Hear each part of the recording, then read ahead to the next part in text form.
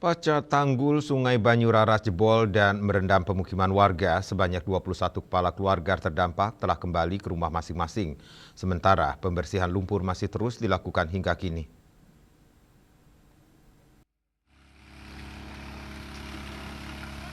Hujan lebat yang mengguyur sebagian wilayah Buleleng sejak Sabtu hingga Minggu dini hari lalu memicu sejumlah bencana. Salah satunya di Banjarasem, Kecamatan Seririt. Berdasarkan hasil asesmen tim reaksi cepat TRC BPBD Tanggul, sungai sepanjang sekitar 300 meter jebol akibat hujan deras yang terjadi sekitar pukul 00.30 WITA.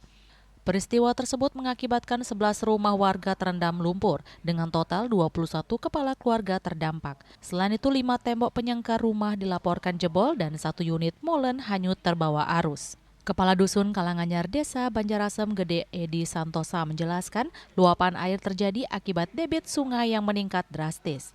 Curah hujan tinggi di wilayah hulu, khususnya Desa Unggahan, membuat aliran Sungai Banyuraras meluap ke pemukiman warga. Pasca kejadian LTRC, BPBD bersama Dinas Pemadam Kebakaran, TNI Polri melakukan pembersihan dan penyemprotan lumpur di rumah-rumah warga terdampak. BPBD bersama pihak kecamatan dan Dinas Sosial juga telah menyalurkan bantuan kepada warga.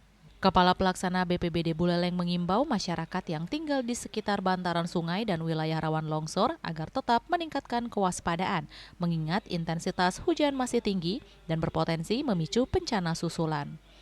Yasri Yuli, Bali TV.